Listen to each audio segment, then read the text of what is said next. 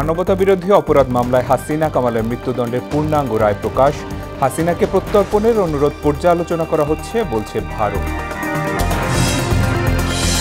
লটারির মাধ্যমে দেশে 64 জেলায় নতুন পুলিশ সুপার নিয়োগ, একযোগে 826 বিচারককে বদলি করে আইন মন্ত্রণালয়ের প্রজ্ঞাপন। সব দল ঐক্যবদ্ধ থাকলে কেউ নির্বাচন ঠেকাতে পারবে না বললেন সিইসি। ভোটের আগে আইন শৃঙ্খলা পরিস্থিতি উন্নতির আশা। এবং ডেঙ্গু পরিস্থিতির অবনতি, 24 ঘন্টায় আরও 3 জনের মৃত্যু। নতুন করে হাসপাতালে ভর্তি 615 জন, উদ্বেগজনক বলছে স্বাস্থ্য অধিদপ্তর।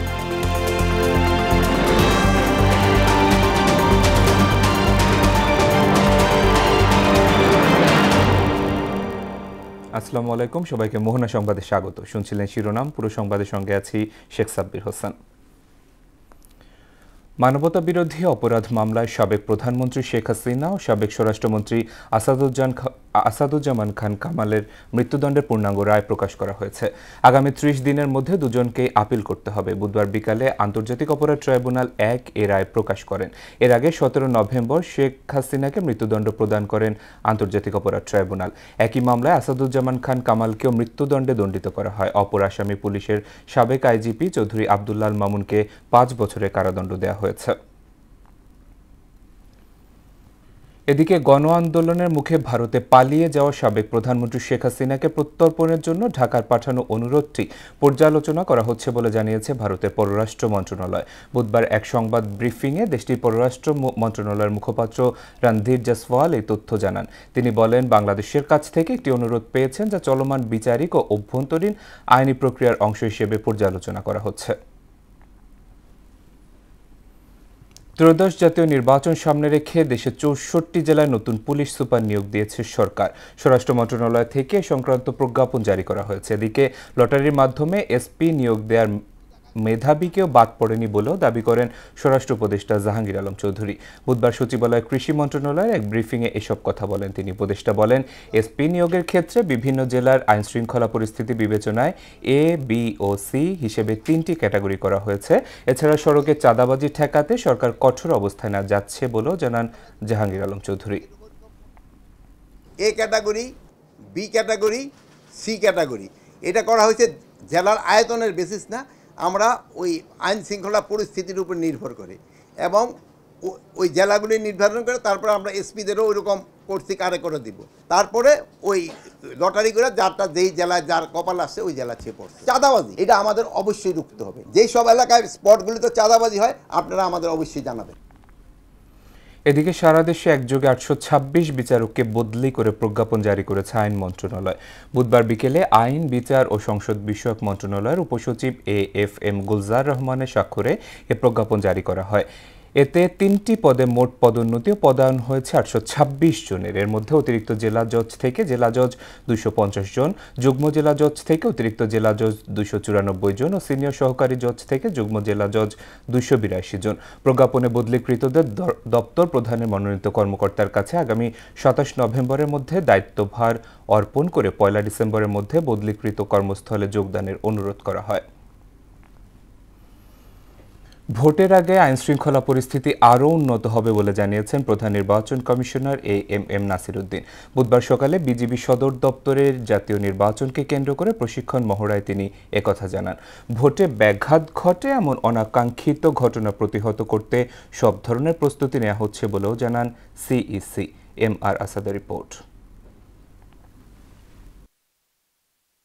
ত্রয়োদশ জাতীয় নির্বাচনে আইন শৃঙ্খলা পরিস্থিতি নিয়ন্ত্রণে রাখতে 12 শতাধিক বিজিবি সদস্যের প্রশিক্ষণের আয়োজন করা হয়েছে। এ কার্যক্রম পরিদর্শনে বাহিনীর সদর দপ্তরে যান প্রধান নির্বাচন কমিশনার AMM নাসির উদ্দিন। মহড়া পরিদর্শন শেষে সিইসি বলেন, এখন আইন শৃঙ্খলা পরিস্থিতি পুরোপুরি নিয়ন্ত্রণে নেই, তবে ভোটের আগেই পরিস্থিতির উন্নতি হবে।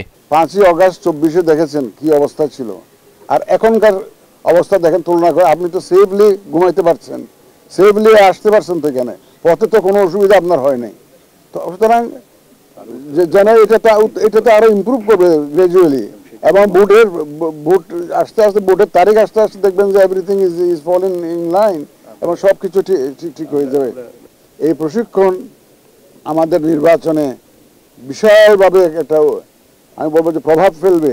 নিরাপত্তা বাহিনীর প্রশিক্ষণ সুষ্ঠু ভোট আয়োজনে বড় ভূমিকা রাখবে জানিয়ে তিনি বলেন, প্রস্তাবিত সেনা মোতায়েনের সংখ্যা বাড়ানো সহজ নয়। পুলিশ আমরা ধরেন 2 জন পুলিশ দিতে পারি, 3 জন আনসার দিতে পারি, আর্মি 1 জন 2 জনের এরকম দেওয়া যায় না। আর্মি তো তাদের একটা কন্টিনজেন্ট হিসেবে তারা মুভ করে। তবে আমরা এই ব্যাপারে সম্পূর্ণ ওয়াকিবহাল এবং সচেতন, যাতে শান্তি শৃঙ্খলা যাতে রক্ষা করেই আমরা যাতে নির্বাচনটা সুষ্ঠুভাবে করতে পারি। সব রাজনৈতিক দল ঐক্যবদ্ধ থাকলে অবাধ গ্রহণযোগ্য নির্বাচনের ওয়াদা ইসি পূরণ করবে বলেও প্রতিশ্রুতি দেন AMM নাসিরউদ্দিন। যে জাতিকে যে ওয়াদা দিয়েছি আমরা এই যে সুন্দর সুষ্ঠু নিরপেক্ষ নির্বাচন উপহার দেওয়ার জন্য আমরা সেটা ইনশাল্লাহ সবাই মিলে ইনশাল্লাহ অর্জন করব এবং ডেলিভার করব। MR আসাদ, মোহনা সংবাদ, ঢাকা। অবাধ সুষ্ঠু নির্বাচন আয়োজনে কার্যকরী ব্যবস্থা নিতে অন্তর্বর্তী সরকারকে তাগিদ দিয়েছেন বিএনপির সিনিয়র যুগ্ম মহাসচিব রুহুল কবির রিজভী। তিনি বলেন, সাধারণ মানুষ যাতে নির্বিঘ্নে ভোটাধিকার প্রয়োগ করতে পারে এমন পরিবেশ নিশ্চিত করতে হবে। বুধবার সকালে নয়াপল্টনে বেগম খালেদা জিয়ার সুস্থতা কামনায় আয়োজিত দোয়া মাহফিলে এসব কথা বলেন রুহুল কবির রিজভী। এ সময় শেখ হাসিনা সরকারের দমন, পীড়ন ও লুটপাটের সমালোচনা করেন তিনি। ডক্টর মোহাম্মদ ইউনূসের মতো গুণী অর্থনীতিবিদ দেশ পরিচালনার দায়িত্ব নেওয়ার পরও দারিদ্রতা বাড়ায় আক্ষেপ প্রকাশ করেন রুহুল কবির রিজভী। অবাধ সুষ্ঠু নির্বাচন হয় এবং যেটা সরকারও অঙ্গীকার করেছেন সেই অনুযায়ী অবাধ সুষ্ঠু নির্বাচনের মাধ্যমে জনগণের সরকার প্রতিষ্ঠার যে অধিকার জনগণের সেটা যাতে নিশ্চিত হয়, কারণ 15.5 বছর শেখ হাসিনা জনগণের সরকার গঠন করার যে জনগণের যে ক্ষমতা সেটা কেড়ে নিয়েছিল। আন্তর্জাতিক অপরাধ ট্রাইব্যুনাল নিয়ে বিরূপ মন্তব্য করায় বিএনপি চেয়ারপারসনের উপদেষ্টা সুপ্রিম কোর্টের জ্যেষ্ঠ আইনজীবী ফজলুর রহমানের বিরুদ্ধে আদালত অবমাননার অভিযোগ এনেছে প্রসিকিউশন। ট্রাইব্যুনালের বিচার নিয়ে প্রশ্ন তুলে তিনি অবজ্ঞা ও অবহেলা করেছেন বলে জানান প্রসিকিউটর মিজানুল ইসলাম। এদিন জুলাই আন্দোলনে সাভারের আশুলিয়ায় 6 লাশ পোড়ানোর ঘটনায় সাবেক এমপি সাইফুল ইসলাম সহ 16 জনের বিরুদ্ধে পরবর্তী সাক্ষ্য গ্রহণ 2 ডিসেম্বর ধার্য করেছেন ট্রাইব্যুনাল। মেজবা রহমানের রিপোর্ট। জুলাই যুদ্ধ না, সেই কারণে আমি বলছি যে গত 23 নভেম্বর একটি বেসরকারি টেলিভিশনের টক শোতে অংশ নেন জ্যেষ্ঠ আইনজীবী ফজলুর রহমান। এতে তিনি আন্তর্জাতিক অপরাধ ট্রাইব্যুনালের বিচার নিয়ে নানা মন্তব্য করেন, যা আদালত অবমাননার শামিল বলে দাবি করেছে প্রসিকিউশন। কর্ম করছে তাদের বিচার হবে না, তাদের জন্য আরেকটা ট্রাইব্যুনাল হোক এবং আরো কঠিনভাবে বিচার হোক। বুধবার ট্রাইব্যুনাল 1-এর সদস্য অবসরপ্রাপ্ত জেলা ও দায়রা জজ মোহাম্মদ মতিউল হক এনাম চৌধুরীর একক বেঞ্চে তার বিরুদ্ধে আদালত অবমাননার এই অভিযোগ এনে প্রসিকিউটর মিজানুল ইসলাম জানান, ফজলুর রহমান এই ট্রাইব্যুনালের বিচার মানে না বলে মন্তব্য করেছেন। উনি বলছেন যে আমি শুরু থেকে বলছি, এখনও বলছি, যদি না বলে থাকি তাহলে ভুল বলেছি। সেটা হচ্ছে এই ট্রাইব্যুনালের জুরিসডিকশন আমি মানি না। উনি এটা রিপিট করেছেন, এই ট্রাইব্যুনালের জুরিসডিকশন আমি মানি না। এই ট্রাইব্যুনালে শেখ হাসিনার বিচার হতে পারে না। শুধুমাত্র উনি শেখ হাসিনার বিচার প্রক্রিয়া নয়, উনি এই ট্রাইব্যুনালের সমস্ত বিচার প্রক্রিয়া নিয়ে প্রশ্ন তুলেছেন। মানেন নাই বলে অবজ্ঞা করেছেন, অবহেলা করেছেন, অডাসিটি দেখিয়েছেন। এ সময় ট্রাইব্যুনালের রায় না মানা আদালতের স্পষ্ট অবমাননা মন্তব্য করে আগামী রোববার ট্রাইব্যুনালের চেয়ারম্যানের উপস্থিতিতে এ বিষয়ে শুনানি হবে বলে জানান প্রসিকিউটর গাজী এমএইচ তামিম। এই সব কিছু প্রসিডিং শুরুর আগেই তাকে একটা নোটিশ করে ডেকে আনতে হবে ট্রাইব্যুনালে এবং ওনার বক্তব্য শুনবেন। তো যদি এই প্রসিডিং শুরু হয় তাহলে অবশ্যই তার স্থায়ী, অস্থায়ী এবং তার যতগুলো জানা ঠিকানা আছে তার মাধ্যমে উনি এটা জানতে পারলে উনি এসে ট্রাইব্যুনাল বক্তব্য দিবেন। এদিন জুলাই গণঅভ্যুত্থানে রাজধানীর আশুলিয়ায় 6 লাশ পোড়ানো সহ 7 জনকে হত্যার ঘটনায় সাবেক এমপি সাইফুল ইসলাম সহ 16 জনের বিরুদ্ধে পরবর্তী সাক্ষ্য গ্রহণের দিন 2 ডিসেম্বর ধার্য করেন ট্রাইব্যুনাল 2। অন্যদিকে রাজধানীর চাঙ্গারপুলে সংগঠিত শহীদ আনাস সহ 6 হত্যাকাণ্ডে ডিএমপির সাবেক কমিশনার হাবিবুর রহমান সহ 8 জনের বিরুদ্ধে মামলার শেষ সাক্ষী প্রধান তদন্ত কর্মকর্তা মোহাম্মদ মনিরুল ইসলামের জেরা শেষ হয় এদিন। মিসবা রহমান, মোহনা সংবাদ, ঢাকা। সহায় সম্বল হারিয়ে খোলা আকাশের নিচে সময় পার করছেন অগ্নিকাণ্ডে বিধ্বস্ত কড়াইল বস্তিবাসী। দেখা দিয়েছে খাবার ও পানি সংকট। বুধবার ঘটনাস্থল পরিদর্শন করে অগ্নিকাণ্ডে ক্ষতিগ্রস্তদের তালিকা করে দ্রুতই পুনর্বাসনের কথা জানিয়েছেন ত্রাণ ও দুর্যোগ ব্যবস্থাপনা অধিদপ্তরের মহাপরিচালক রেজওয়ানুর রহমান। আরও জানাচ্ছেন সুরায়া মুন্নি। একদিন আগেও কড়াইলের এ পোড়া বস্তি ছিল প্রাণ চাঞ্চল্যে মুখর, অথচ মঙ্গলবারের আগুন কেড়ে নিয়েছে বস্তিবাসীর হাসি মুখ। যে মুখে ছিল হাসি, সে মুখেই আজ শোকের বিলাপ। ওই বাচ্চারা আর নানারে নিয়ে খেলে বেড়াইছি, মেয়ে জামাই বাড়ি ছিল না, কিছু আগুনে পুড়ে যায় কড়াইল বস্তির বৌবাজার লাগোয়া কুমিল্লাপট্টি, বরিশালপট্টি ও ক ব্লকের সব ঘর। বিকেল 5:20 আগুন নিয়ন্ত্রণে আসে রাত 10:30টার দিকে। ততক্ষণে অঙ্গার বস্তির হাজার খানেক ঘর। আগুন আসার পরে ওনারা বাসার দরজা জানলা সব আটকাই দিয়া বের হয়ে চলে গেছে। প্রত্যেক বাসায় গ্যাস সিলিন্ডার বাস্ট হওয়ার কারণে হালকা বাতাস ছিল, এই কারণে আপনার সব জায়গায় ছড়াই গেছে। ফায়ার সার্ভিস দেরিতে আসছে, ফায়ার সার্ভিস উল্টা পাল্টা জায়গাতে পানি মারছে, এদিকে পানি, এদিক থেকে লাইন কালেকশন করে নাই। বাসিন্দারা বলছেন, মিন্টু মিয়ার বাড়ি থেকে সিলিন্ডার গ্যাস বিস্ফোরণেই এমন অগ্নিকাণ্ড। মুহূর্তে তা ছড়িয়ে পড়ে চারদিক। জীবন নিয়ে কোনো মতে বের হতে পারলেও নিতে পারেননি কিছুই। কিচ্ছু বাইর করতে পারি নাই, খালি চারগো নাতিলি বেরিয়ে গেছি। আমরা শুধু এখন আছি ভাষা বন্য পানি যেরকম ভাসে সেভাবে ভাসতেছি। এর আগে যে বাড়িতে আগুন লাগছিল এ বাড়িতেও আবার আগুন লাগছে। কাজে ছিলাম তো সবগুলো একদম আয়া দেখি শুধু আগুন। ক্ষতিগ্রস্তদের অনেকেই আশ্রয় নিয়েছেন খামারবাড়ি ঈদগাহ মাঠ সহ এরশাদ স্কুল মাঠ এবং টিএনটি মাঠে।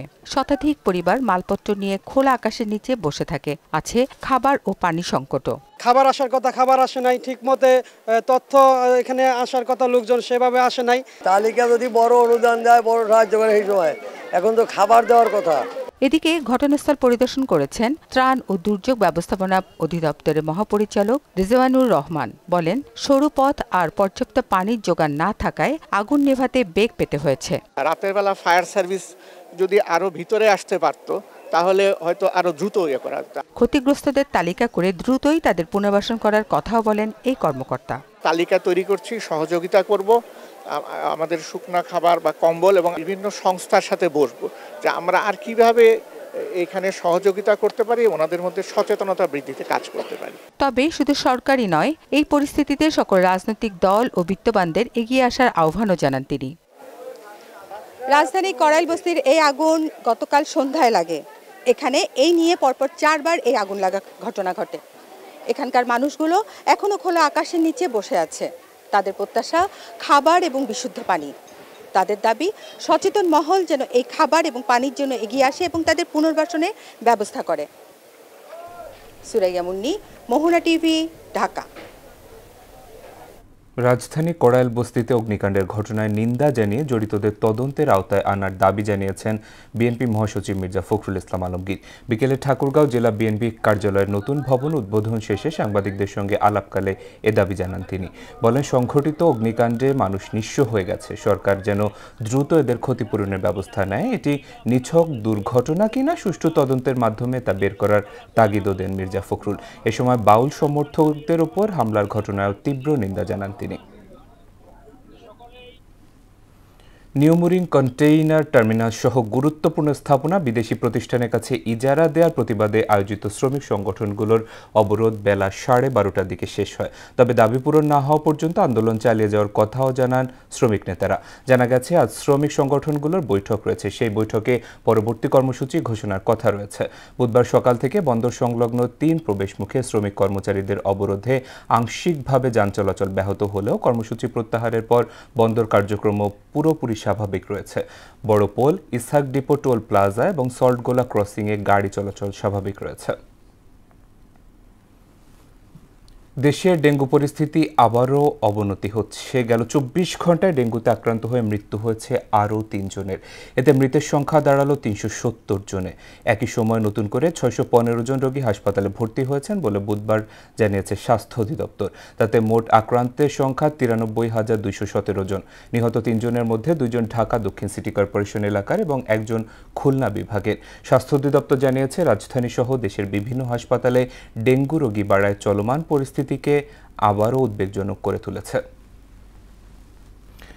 দেশ ও মানুষের কল্যাণে বিজিবির অভিযান চলমান থাকবে বলে জানালেন বিজিবি ময়মনসিংহের সেক্টর কমান্ডার কর্নেল সরকার মোহাম্মদ মুস্তাফিজুর রহমান।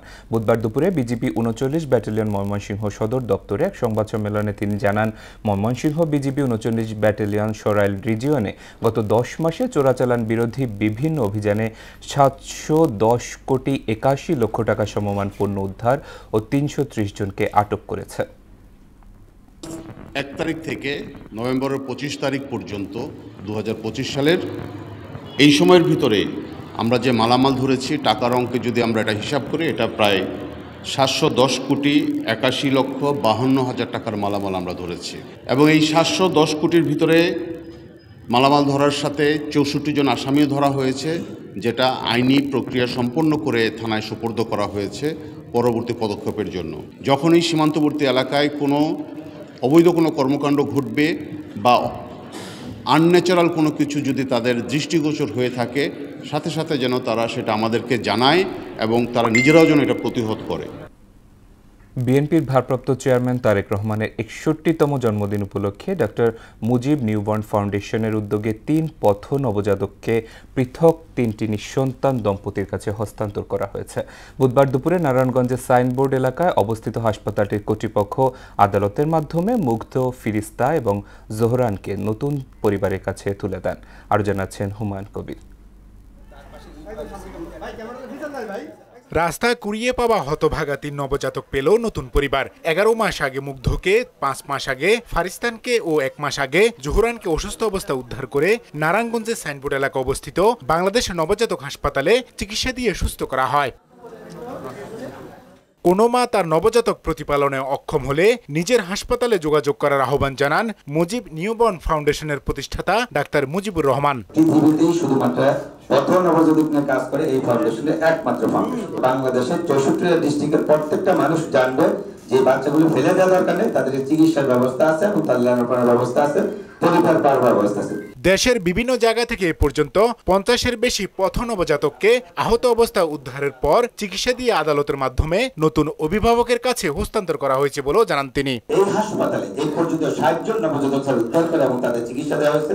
তাদেরকে রাস্তাঘাটে ডাস্টবিনে ফেলে না দিয়ে আমাদেরকে খবর দিবে, আমরা তাদেরকে যদি এয়ার অ্যাম্বুলেন্সের সাপোর্টও দেওয়া লাগে। একটা বাচ্চা স্যার আমরা অলরেডি চট্টগ্রাম থেকে অ্যাম্বুলেন্সের সাহায্যে নিয়ে আসার ব্যবস্থা করেছি, খুলনা থেকে নিয়ে আসার ব্যবস্থা করেছি। ওয়ার্ল্ড প্রিমেচুরিটি ডে ও বিএনপির ভারপ্রাপ্ত চেয়ারম্যান তারেক রহমানের জন্মদিন উপলক্ষে 3 নবজাতককে আইনি প্রক্রিয়ায় নতুন অভিভাবকের কাছে হস্তান্তর করেন হাসপাতালটির কর্তৃপক্ষ। বিএনপির ভাইস চেয়ারম্যান বরকতুল্লাহ বুলু এতে উপস্থিত ছিলেন। এই সময় প্রধান অতিথির বক্তব্যে ডাক্তার মুজিবের এই মানবিক উদ্যোগের প্রশংসা করেন বরকতুল্লাহ বুলু। আপনারা সবাই দোয়া করবেন ডাক্তার মুজিবের মতো যেন বাংলাদেশের ঘরে ঘরে এমন প্রতিভাবান নয়, শুধু এমন হৃদয়বান এবং মানবিক গুণাবলী সম্পন্ন ডাক্তারের জন্ম। জনগণের ভোটে ধানের শীষ জয়লাভ করলে হাসপাতালটিকে সহযোগিতার আশ্বাসও দেন তিনি। আপনার এই প্রতিষ্ঠান স্বল্প বিএনপি ক্ষমতা আসতে পাবে এবং অন্যান্য ধনাঢ্য ব্যক্তিরা যারা আছেন তাদেরকেও বলবো আমার সাথে যাতে যোগাযোগ আছে, আপনার এই প্রতিষ্ঠানে যাতে তারা হাত বাড়িয়ে দেন।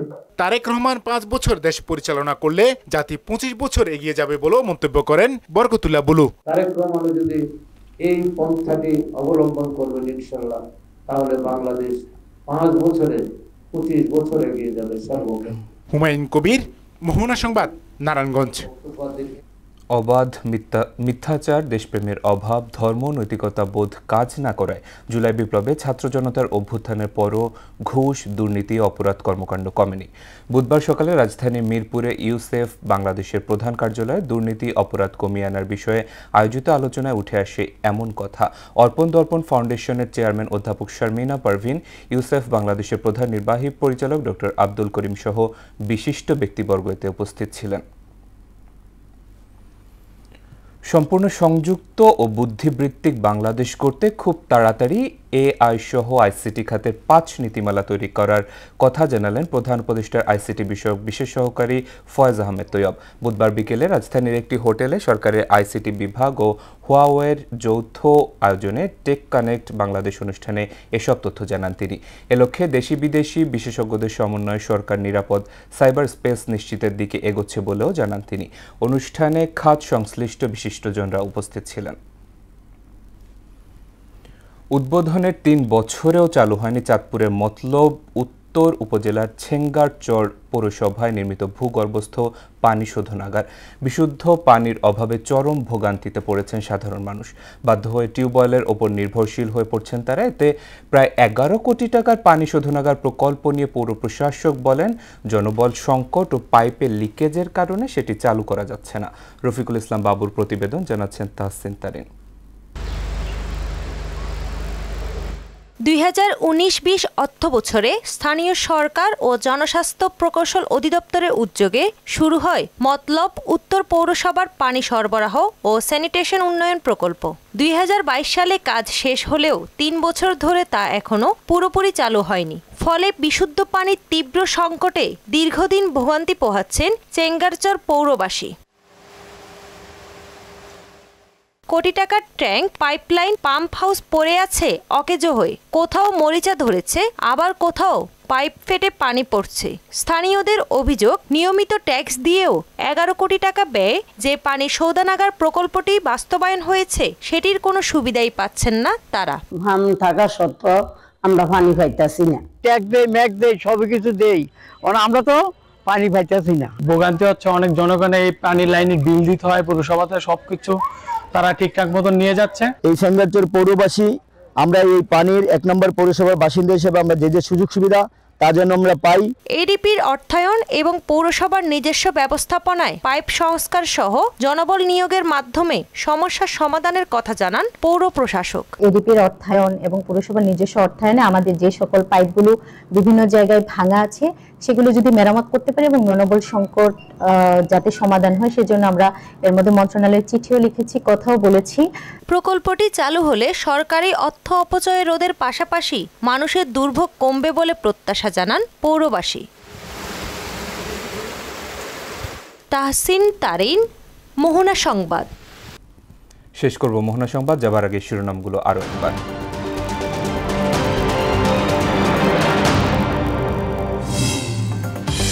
মানবতা বিরোধী অপরাধ মামলায় হাসিনা কামালের মৃত্যুদণ্ডের পূর্ণাঙ্গ রায় প্রকাশ। হাসিনাকে প্রত্যর্পণের অনুরোধ পর্যালোচনা করা হচ্ছে বলছে ভারত। লটারির মাধ্যমে দেশের 64 জেলায় নতুন পুলিশ সুপার নিয়োগ, একযোগে 826 বিচারককে বদলি করে আইন মন্ত্রণালয়ের প্রজ্ঞাপন। সব দল ঐক্যবদ্ধ থাকলে কেউ নির্বাচন ঠেকাতে পারবে না বললেন সিইসি। ভোটের আগে আইন শৃঙ্খলা পরিস্থিতি উন্নতির আশা। এবং ডেঙ্গু পরিস্থিতির অবনতি, 24 ঘন্টায় আরো 3 জনের মৃত্যু। নতুন করে হাসপাতালে ভর্তি 615 জন, উদ্বেগজনক বলছে স্বাস্থ্য অধিদপ্তর। এই ছিল মোহনা সংবাদে। মোহনার সবশেষ খবর জানতে ভিজিট করুন www.mohana.tv। সংবাদ দেখতে পারেন ফেসবুক এবং ইউটিউবে। এতক্ষণ সঙ্গে থাকার জন্য ধন্যবাদ সবাইকে।